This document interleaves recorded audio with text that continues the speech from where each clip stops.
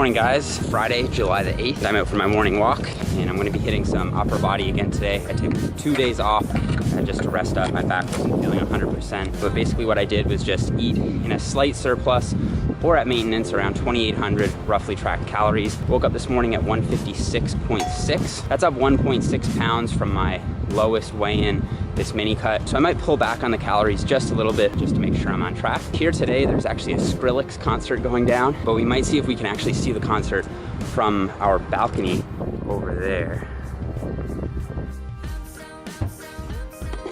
We decided to switch things up and get a serving of veggies in this morning. So we're gonna be making an omelet, green pepper, red pepper, onion, and diced spinach. Half a cup of oats and egg white omelet. Robin's oats look so much better than mine. I just don't have the patience to put all that together. This is what I did.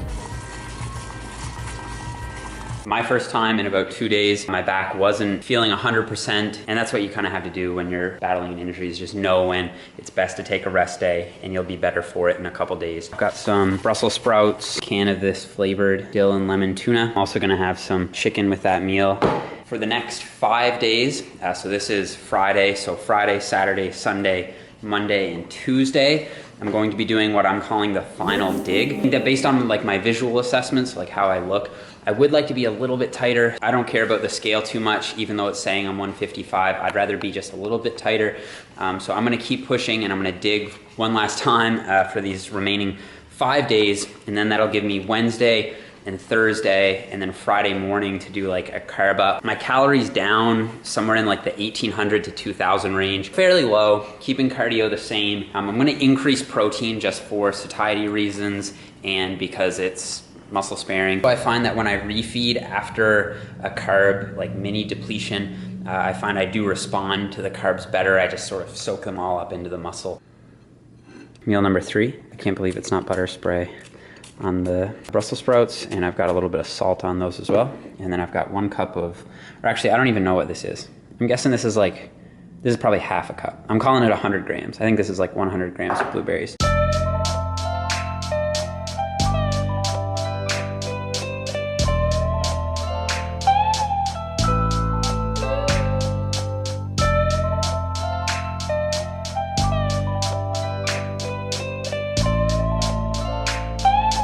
This is a Ryan Little production.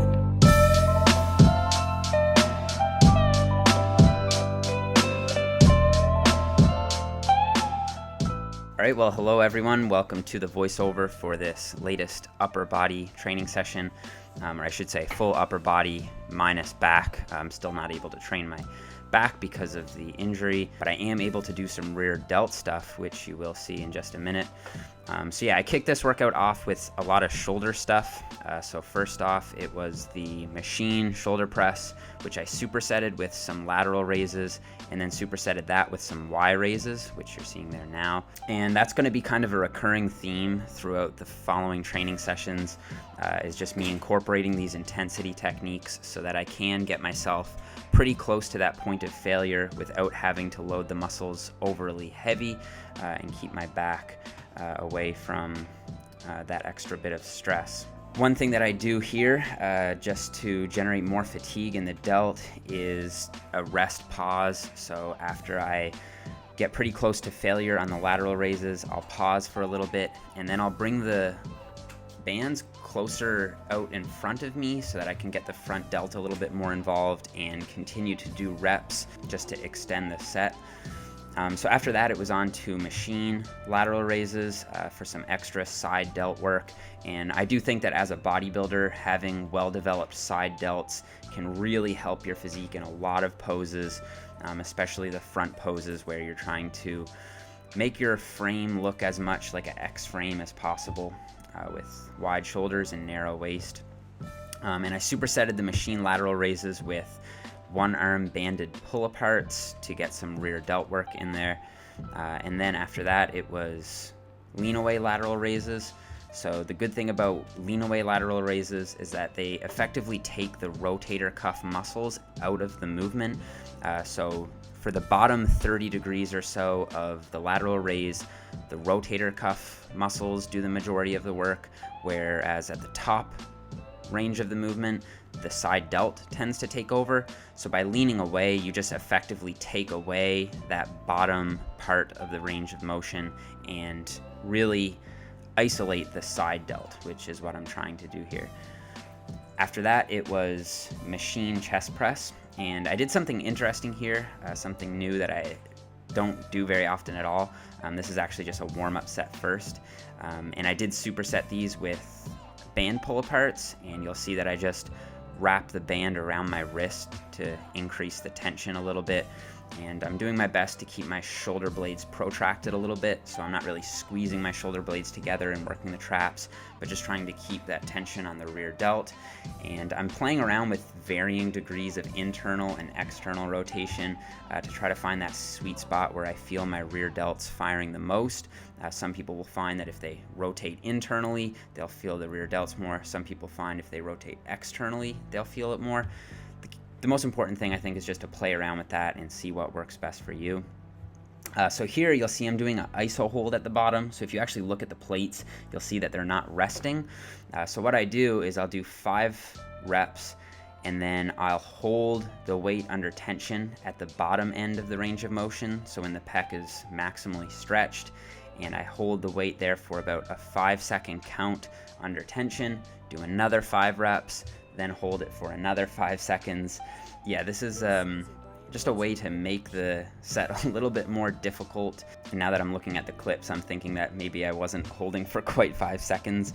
And I basically just kept doing that until I couldn't get another 5 reps. So I think I ended up getting something like 3 sets of 20 on that exercise. And then, like I said, supersetting those with the band pull-aparts. After that, it was machine pec deck. So this movement is biomechanically almost identical to a press, except you're in more of a hammer grip instead of a pronated grip. And I'll even internally rotate a little bit, or externally rotate a little bit more, so point my pinkies in. And I find that that helps really take the front delt out of the movement so that you can isolate the pecs a little bit better. But yeah, you really want to think about bringing your elbows together when doing this movement, or in other words, you want to visualize the pec shortening, and in doing so, bringing your upper arm across your torso rather than just kind of leaning forward and back and using my momentum to sort of jerk the weight around. I think that you really want to establish a mind-muscle connection and really squeeze the pecs at the top of those, especially if you can't go heavy like me. After that, it was some arm stuff, so I started off with the spider curl. So this is basically a preacher curl with a steeper incline, so you get a fuller range of motion, and then you have the shoulder in a less flexed position. So what this does is it essentially targets the short head to a lesser degree. So relatively speaking, you get a little bit more long head activation doing this than you would just a normal preacher curl with the elbows up a little bit more. After that, it was on to the Bayesian cable curl, one of my favorite movements for the long head. And then I just finished off the arm day with some plain old machine preacher curls. And because my back is a little bit compromised right now in terms of its capabilities, I do like that movement just because it does keep my chest more supported. Then it was some tricep stuff. So in addition to all the pressing, I did some rope press downs, and that finished off the workout. So that's going to conclude the commentary, guys. I hope that you enjoy the rest of the vlog. This is part 1 of the post-workout meal. It's about, I don't know, 75 grams of chicken. The reason I haven't been weighing this stuff actually is because our scale needs a new battery. When you're talking about chicken, it's like the margin of error is pretty small. This is extra lean ground beef with some taco seasoning, and I'm gonna have this with some lettuce and some green beans, and then I'll just see whatever it is that I have left in my macros. If you want to follow me on MyFitnessPal just to see exactly what I'm eating, this is my username. Feel free to add me as a friend, help keep me accountable. Just keep in mind that if you do add me, I don't always track everything. So sometimes the calories will come up like 1600 or 1800 or something. Usually I'll just like throw on the extra 200 or 400 calories at night and not always track that. Jump in the hot tub, see if I can hear any of that concert. I think I can hear it outside now actually. So I hope you guys enjoyed it. Don't forget to hit the thumbs up button if you did like the video. Subscribe to the channel if you haven't already, and I will see you in the next video.